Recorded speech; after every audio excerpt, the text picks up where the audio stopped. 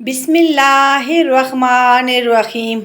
قرآن دل اور دماغ کو کھول دیتا ہے، مگر اس سے پہلے قرآن کھولنا ضروری ہے۔ جس گھر میں ذکر اللہ کا ہو اس گھر میں برکت اور رحمت ہمیشہ رہتی ہے۔ وہ اپنی رحمت سے جس کو چاہتا ہے خاص کر لیتا ہے، اور اللہ تعالیٰ بڑے فضل والا ہے۔ مایوس مت ہو، کیونکہ زندگی کہیں سے بھی شروع ہو سکتی ہے۔ خونی رشتے وہ وٹامنز ہوتے ہیں جن کے بغیر انسان اپنی جوانی تو گزار سکتا ہے، بڑھاپا نہیں۔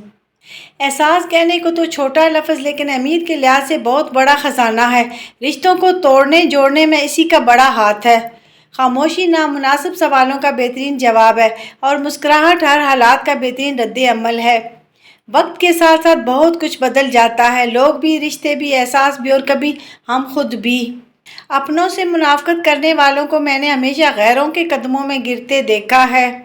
دیکھا نہیں، جسے کبھی ہم نے تلاوت کرتے وہ قسم کھانے کو قرآن اٹھا لیتے ہیں۔ کسی کی زندگی میں اس کے لیے آسانیاں پیدا کرنا اس کی قبر پر فاتحہ پڑھنے سے بہتر ہے۔ جہاں سے ہماری سوچ ختم ہو جاتی ہے، ٹھیک وہاں سے اللہ کا فیصلہ شروع ہو جاتا ہے۔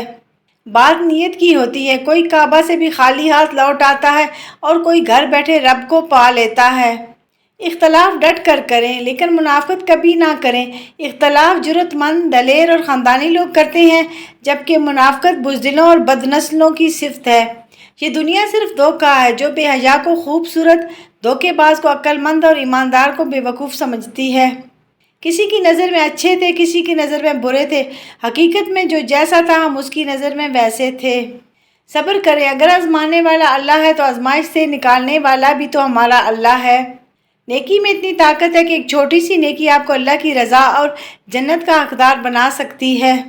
کسی نے پوچھا، اب معجزے کیوں نہیں ہوتے؟ جواب ملا، تمہارے بے شمار گناہوں کے بعد بھی اللہ تمہیں بھوکا نہیں سونے دیتا۔ کیا یہ معجزہ نہیں؟ شکریہ اور معذرت کے الفاظ اتنے طاقتور ہوتے ہیں کہ ان سے کمزور رشتوں کو ایک نئی زندگی دی جا سکتی ہے۔ وہ انسان کبھی زندگی میں ہار ہی نہیں سکتا جس کی امید اللہ سے ہے۔ میرا اللہ دیر تو کرتا ہے پر کبھی مایوس نہیں کرتا۔ ماں سے محبت کرو، کیونکہ ماں کی پریشانی دیکھ کر اللہ پاک نے صفا مروہ کو حج کا رکن بنا دیا۔ ماں باپ کے ساتھ تمہارا سلوک ایسی کہانی ہے جو لکھتے تم ہو، لیکن تمہاری اولاد تمہیں پڑھ کر سناتی ہے۔ ظلم اور والدین سے بدسلوکی دو ایسے گناہ ہیں جن کی سزا اللہ دنیا میں ہی دے دیتا ہے۔ ماں کی خدمت سے جنت مل جاتی ہے، مگر جنت کا دروازہ اس وقت کھلتا ہے جب باپ کی عزت کی جائے۔ کسی انسان سے بات کرتے وقت اس کی بات کو تسلی اور غور سے سنیں، ورنہ بات سمجھ نہ آنے کی صورت میں پیچیدگیاں پیدا ہو جاتی ہیں جو اکثر قیمتی رشتوں کا اختتام بنتی ہیں۔ بزرگ گھر کے ہوں، خاندان یا محلے کے، ان کے پاس تھوڑا وقت گزارنا درجنوں کتابیں پڑھنے سے بہتر ہے۔ ان کا ایک ایک بال اور چہرے کی ہر ایک سلوٹ ذاتی تجربوں سے بھرپور ہے۔ ایسا دروازہ بنے جس سے خیر داخل ہو۔ اگر ایسا نہیں کر سکتے تو وہ کھڑکی بنے جس سے روشنی گزرے۔ اگر ایسا بھی نہیں کر سکتے تو ایسی دیوار بنے جو تھکے ہوئوں کو سہارا دے، کیونکہ اللہ کی مخلوق سے محبت ہی اللہ سے محبت ہے۔ اللہ کے سوا کوئی نہیں جانتا کون کس درد سے گزر رہا ہے۔ خدا ان لوگوں سے محفوظ رکھے جو دل میں دماغ رکھتے ہیں۔ دوسروں کے بارے میں غلط بولنا بہادری نہیں ہوتی، بس ہماری تربیت ظاہر ہوتی ہے۔ اپنی مرضی سے دو چار قدم چلنے دے، زندگی ہم تیرے کہنے پہ چلے ہیں برسوں۔ آنکھوں سے گرے آنسو اور نظروں سے گرے لوگ کبھی نہیں اٹھا کرتے۔ بہترین صبح وہی ہوتی ہے جو اللہ کے ذکر سے شروع کی جائے۔ دولت ایک ایسی تتلی ہے جسے پکڑتے پکڑتے آدمی اپنوں سے بہت دور نکل جاتا ہے۔ بدگمانی وہ مرض ہے جو ہر خوبصورت چیز کو قتل کر دیتی ہے۔ زندگی میں پریشانی کا ایک ہی حل ہے، اللہ سے بات کریں، اللہ سے مانگیں، اللہ پر چھوڑ دیں، اللہ پر بھروسہ کریں۔ اے بلندیوں اور عظمتوں والے مہربان رب کریم، اپنے مقربین کے طفیل ہماری مشکلیں آسان فرما۔ غصہ وہ آندھی ہے جو عقل کا چراغ بجھا دیتی ہے۔ منزل تو ملے گی بھٹک کر ہی صحیح، گمراہ تو وہ ہیں جو گھر سے نکلے ہی نہیں۔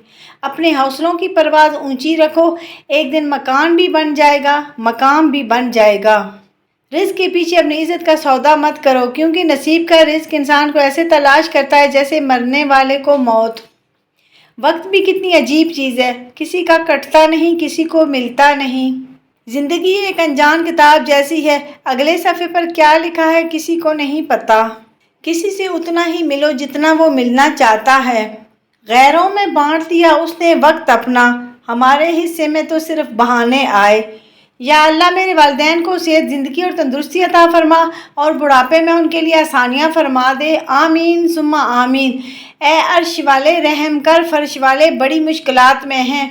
یا اللہ مجھے سدا سہاگن رکھنا۔ کروڑوں درود و سلام اس ذات پر جو وجہ کائنات ہے۔